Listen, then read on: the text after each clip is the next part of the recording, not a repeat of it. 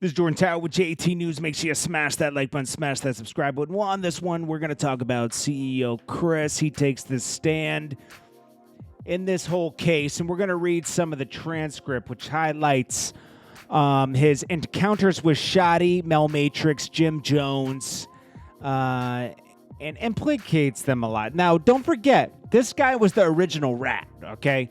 2013, they busted him for some fentanyl bust with the Chinese guys, and he was importing it. They let him continue the operation to get more people hemmed up, and as we know, he did. Now, a lot of these guys were already going to jail without Tekashi in the mix. So it starts off with he's talking about Shotti. He says, when Mr. Mac said to you, this ain't a Shotti move, did you understand what he's saying? He said, yes, Shotti owed me money for like 150 grams that he never paid me for. So he was like saying that as a reference to the time that Shotti ran off on the plug, as you should say, and he's supposed to pay me. He's saying he wasn't going to do that. He was going to do the opposite, pay me money. Question. And then you say 150 grams that Shotti owed money for. 150 grams of what? He said, heroin. She said, heroin. He said, they asked him the question, to your knowledge, how did Mr. Mac know that Shotti owed you for the 150 grams of heroin? He says, because I told him. The prosecutor says, okay. Mr. Rebold, if we can please pick up on the call 146 and then stop at 221, please. They play the audio. So they have like wiretaps going, right? Question, Mr. Cruz. Around how many times did you deal drugs to Shotti? He said twice. Can you tell me about those deals? I believe it was like, first sale was like 100 grams. He would have his cousin come from Jersey. His cousin, I would give him 100 grams. He would sell it to his cousin and give me the money for it later.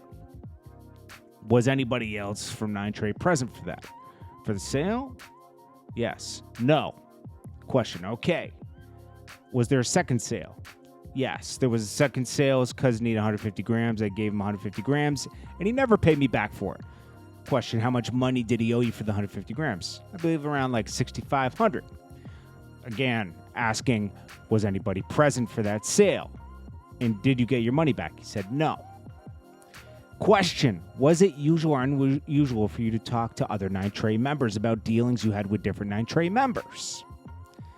Then an objection happens. It's overruled. He answers, no. No what? I spoke about multiple deals. Question, did you inform Mr. Mac about the people you sold drugs to with 9 Trade? I believe so, I did, he answers. Okay, question, other than Shotti, who else were calling telling Mr. Mac about dealing drugs to? Answer, Angel Garcia. I can't really remember, but multiple people. Question, does Angel Garcia, by the way, go by another nickname? He said, yes, Gato. Question, Gato? Yes, Gato. Question, looking back at page 9 when Mr. Mac on lines 4 through 5 said they told him to holler at you and holler at him on your own, what does that mean? What does holler mean? He answers, say it again. He says, yeah, Mr. Mac said, I want to holler at you. He answers, he's talking about like if Mel Murder or anybody told me to reach out to him and sell drugs to him, did he do it on his own? Question, from lines 10 through 14, when you say he would still mess with them when you pull a move, you know what I'm saying. That's probably split little chump change. What are you referring to? He says, meaning that Mel Murder was probably going to tell Shotti to do it and kept the money on the low. They would split the money on the low. So basically, like, they were doing shady dealings behind this guy, CEO KRIS, back. But he was letting it slide. He was an informant,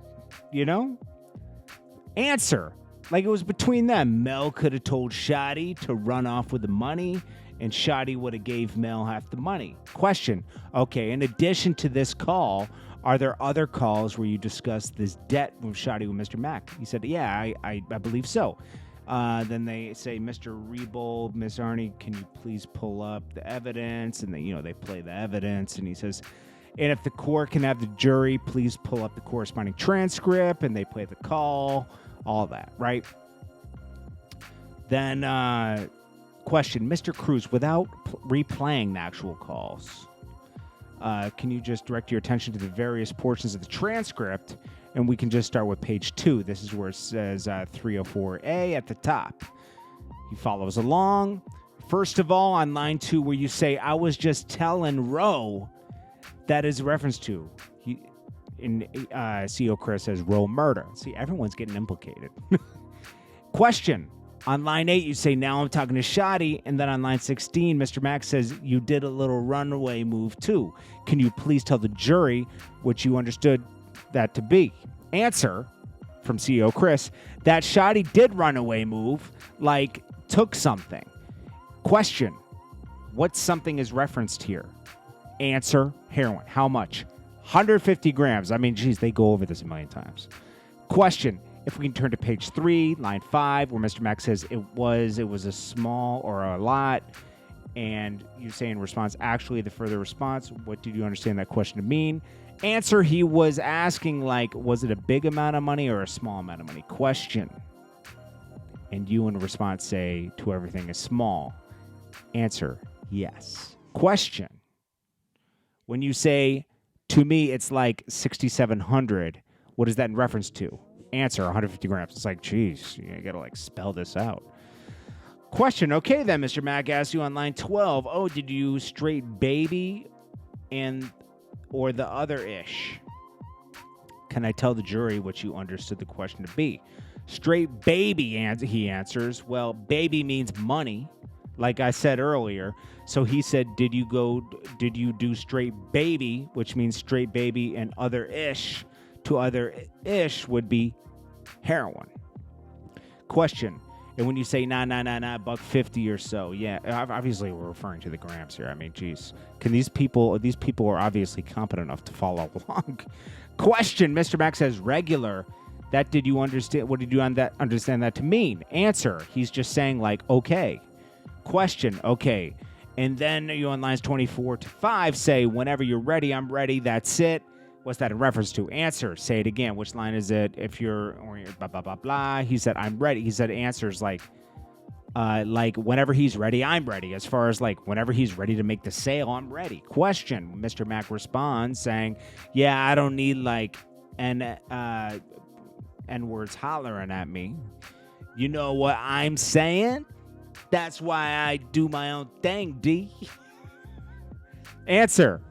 He doesn't want people reaching out to me, like to take his drug connector is somebody that supplies you with drugs. He wouldn't want to supply anybody else to come out. So, basically CEO Chris was just dealing with him, and he doesn't want anyone else going through him. So then they play more like, wiretaps and everything. He says, Mr. Cruz, can you go back to page 5? This is what the prosecutor is saying, starting with line 6. Mr. Max says, yeah, what's up with Shotti? Line 19, he's still ducking, and I understand he's still ducking to mean. Answer, he's ducking me, he's hiding, he's not paying me. Question. Okay. And on the next page, 6 and line 7, when you say, that guy don't want no smoke, what are you referring to? He's like, smoke mean like he doesn't want any problems with me. I'm CEO Chris. I can have him chased around Brooklyn. Question, when he's saying you don't want no smoke, what does that mean? Answer, he doesn't want it. He doesn't want any problems. Question 6 through 19. Mr. Max says, make sure you get on that ish for the days. I'm telling you, you don't want to miss out. Answer, that they're asking what that means. CEO Chris answers, I get it on far as sales, like he doesn't want to miss out. Question, who doesn't want to miss out for what? Answer, the person who's coming to buy the heroin. All right, so then she asks, and then, they keep asking about the Shotti owing you, 150 grams. Mr. Mack didn't have the conversation with Mel Murder on the debt. Did you have conversations with Mel Murder about the debt that Shotti owed you with drugs? CEO Chris says yes. And did you have recorded conversations with him after you began proactively cooperating and referenced that debt? Yes, CEO Chris. Oh, he's snitching crazy right here. Wiretapped. Full on. Okay? Question. And did Mr. tell Jamel Jones, who's Mel Murder, seem to understand or know what you're talking about. CEO Chris says, yeah. Then they play some of the evidence. You know, they're talking about the wiretaps. They play that stuff in the court. Then they go through all that. Then they get into the next thing. Okay? And now they're talking about, this is where they get into like the Jim Jones juicy stuff. Okay? Now, Mrs. Harney, when you're able to, if you could please pull up the government exhibit 312D and have the court and jury pull up the corresponding. Mr. Cruz, first part of the call is the person doing most of the talking on the call. Question, Mel Murder says he want a problem with Shotti. And that's just the bottom line. He wants to expose Shotti to me. He wants to show me Shotti didn't think who Shotti who he was. That portion of the call. What did you understand Mel Murder to be referencing to? Answer by CEO Chris Harv. So now Harv's implicated. Harv's on the phone call talking about, Harv's not on the call. Mel Matrix is referencing Harv wants to expose Shotti. So Harv and Shotti had this problem. Question, who's Harv? And then CEO Chris is Anthony Ellison. We know he's already doing time, right? And did you recall the context of the conversation? Blah, blah, blah, referencing expose Shotti to him. Answer, no, I don't remember. Okay. Mel Murder goes on and says, but I said that's the same stuff YB was about to do. Who is YB? And he answers, me. He's YB. CEO Chris is YB as well. Okay, question. When Mel Murder said I told Harv the stuff when they first started, I said YB is about to do the same stuff. I think that's Shotti's just the same type of guy to think he'd blow his gun or keep the hammer on him. What do you understand Mr. Jones to be saying? That, and then CEO Chris says that Shotti thinks he is who he is because he keeps a weapon on him and he'll shoot his weapon. And when you said with reference to the 6700 and Mel responded 6700, what's that a reference to? The money Shotti owed, obviously, right? We already can establish that. They just repeat things in court over and over. And then he says, I remember the one day in the car you told me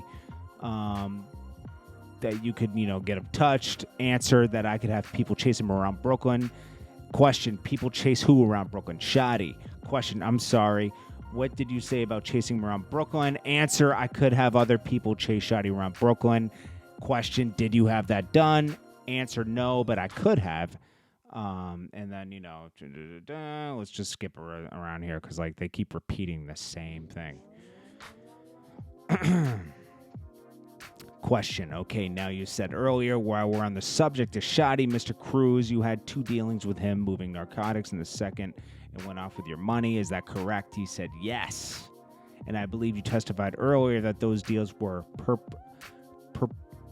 purportedly for the benefit of Shotti's cousins. Is that correct? Answer, yes. Did your dealings with Shotti's cousins continue after this financial dispute with Shotti? He answers, yes. Can you explain how that worked moving forward? He says, so after Mel Murder said he had reached out to Shotti's cousins himself and that he would cut Shotti out of the picture and we can continue selling the same drugs to Shotti's cousins, did that happen?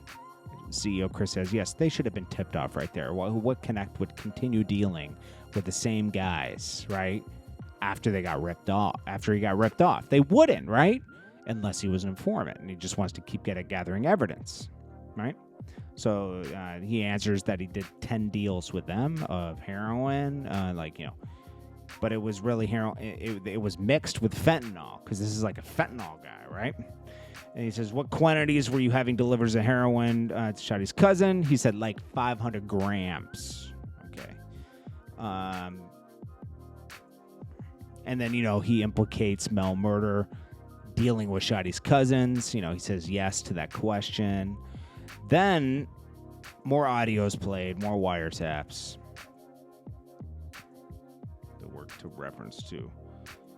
Responds reaching out to his cousins too. It's stealing. Okay, so then she starts questioning.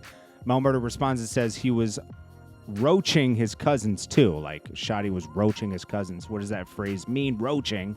CEO Chris says stealing. Shotti was also stealing. Shotti's grimy. It's clear as day in this, right? And then he says they was bringing in some of all the money, blah, blah, blah. CO KRIS details Shotti's cousins were bringing okay money because they used to come by and get a couple 100 grams at a time, and they would sell it. I'm trying to skip to the good stuff because, like, a lot of stuff is boring. They keep repeating the same stuff. So that's a lot of people that were implicated. Then, you know, they go in with Gato. Gato's another member of 9 Trey. He talks about selling drugs with Gato, dealing with MDMA, aka Molly. 20 to 30 kilos of Molly through him after Harv did the deal 1 or 2 kilogram sales of fentanyl for him.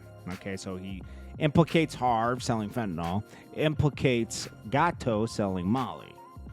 He said, would you recognize Gato if you saw him again? CO KRIS says, oh yeah. Yes. So then they start pulling up pictures, right? Then they say, starting from the top left, going through all the way down clockwise. If you see someone you recognize, can you please circle them?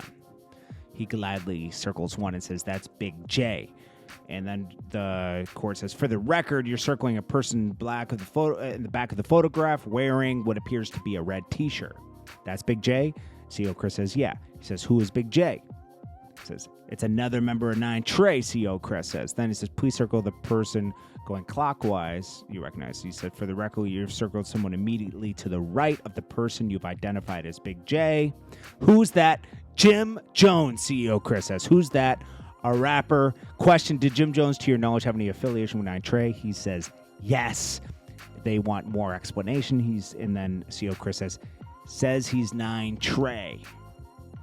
Then he goes on to point out Nuke, Aljamaire Mack, and then he goes on to point out Gato in the picture, right? So he implicates all these people. They're all in the picture. This is crazy, bro. Then he talks details how he got Molly from China, fentanyl from China. He details like different dealings he had with Gato and all this other stuff. But that's the main juiciness of it, right? This is the guy, man. This is the guy that really implicated everything. This stuff was all going down no matter what. Tekashi hasn't even been brought up in this yet, right? I'm just telling you, like, this is the guy that was all these people. A majority of these people went to jail because this guy was, like, working with the feds, bro. Like, plain and simple. Anyways, I just wanted to get that out of the way. We don't have to talk about this again until anything else comes up. This is JordanTower with JT News. Smash that like button. I hope that laid some clarity for you. I'll check you guys later. Peace.